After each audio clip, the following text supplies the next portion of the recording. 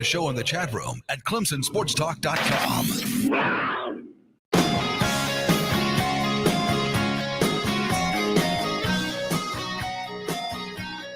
Boy, I can already tell you, I got to get in on that one quick. They'll pop you on YouTube, and we're trying to stream this bad boy over on YouTube every day and do some unique stuff. Again, thank you for being a part of the program. Hope you enjoyed the little snippets and montage of that interview that we did with Bobby Bowden many moons ago. And I'll tell you, a little depressed. I still haven't located the full audio, and I don't know if our what they call air check machines go back that far. So I'm going to do some digging. Look, I'm just happy that you hear me laugh a little bit on the audio with Coach Bowden, and those moments for me as a broadcaster were certainly extraordinary. And again, thank you for being a part of the program. Remember, you can share the show like Anthony did. That's a penalty, Anthony. How could you, Anthony? Just take it into your own hands to bring more people to the conversation. Again, always great to be with you. Sorry, we got a little late start on the program. If you missed the first segment streaming, don't worry. I'm going to put it all into the podcast edition of the show. Been a busy, busy weekend. And again, looking forward to talking about your Clemson Tigers. You're back out on the practice field this week as they prepare for their scrimmage coming up on Saturday. So we'll get into all of that here in just a little bit. But I was talking about Bobby Bowden. And look, if you got some memories of Coach Bowden, please feel free to dive in on it, because I can probably go a whole hour on Bobby Bowden, just stories that I have personally from being a kid growing up and watching the Florida State Seminoles. And one of those first memories for me was that Puntrooskie game. And prior to that, Florida State wasn't really what you see them as now. Like, they hadn't had that 14-year run of finishing in the top 5. Like, they weren't that yet. They were certainly trending that direction, but they weren't that program yet. And so with that in mind, in my opinion, it was a big game, but I didn't really know who they were. Now, they were a team, though, that would go out and play anybody. Like, that was the thing Bobby Bowden would do. He didn't necessarily take the home and homes. He'd line up. You want to play against the best of the best? He was going to go out and do it, and that's how he kind of built his team, by being able to go into a home of a mom or a dad or a family and say, hey, look, we're going to play the best of the best. We're going to go coast to coast. We're going to find teams, and we're going to play them, and we want your son to be a part of that. And it just built. And he may have been one of the best closers on the recruiting trail.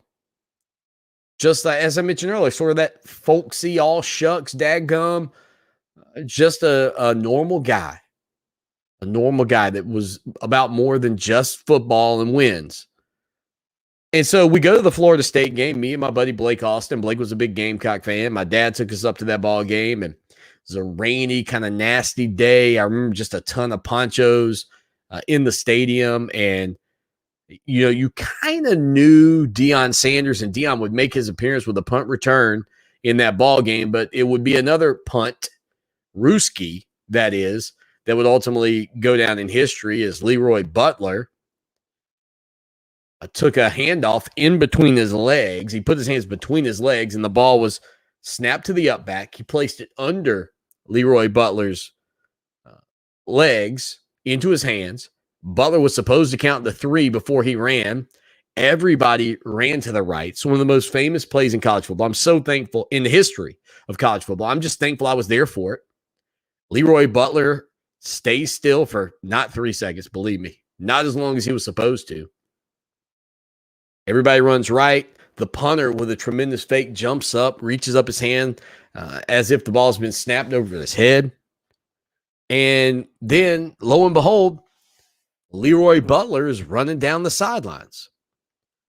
Now, in that moment, most people were confused as to what had just happened. I think Donnell Wolford ran down Leroy Butler and knocked him out of bounds.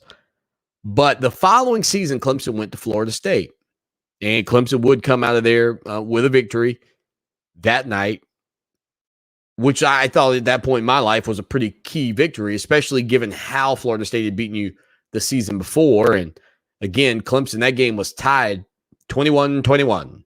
But the thing I always talk about when it comes down to that game is before the kickoff of the following season's game at Florida State, if you recorded it, you know, the ESPN guys welcome you in. They say this, that, and the other. This matchup between these two titans in college football and these great teams.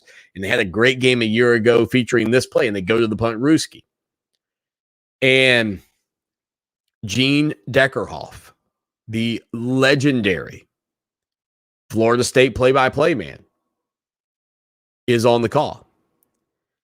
And Deckerhoff, and I've done this once before, and I assume I could do this again, but Gene Deckerhoff calls the play, and it goes a little something like this. And I'll have to try to dig this up because I didn't get this before I came on the air, but he says, 21-21. Here's the short handoff and the little handoff to the up back. Leroy Butler's got a long way to go to the 30. Leroy Butler the 40. Leroy Butler the 50, the 40. Leroy Butler the 30. Leroy Butler the 20, the 10.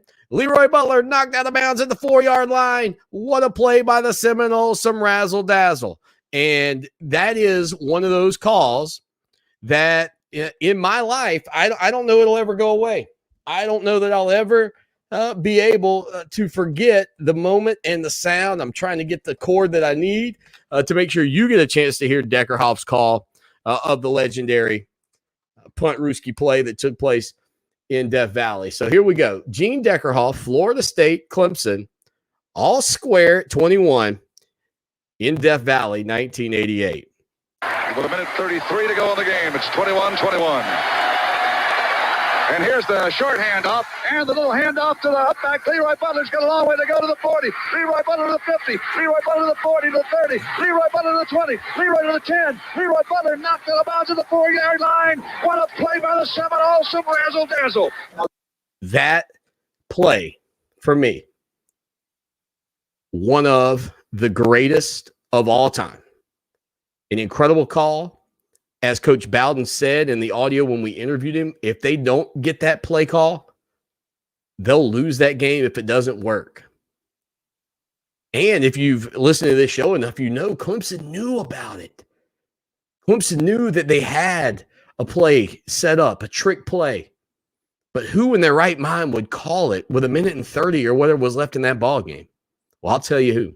Bobby Bowden. More stories from my time and my opportunities to be a part of Coach Bowden's little snippet of his life for me right after this.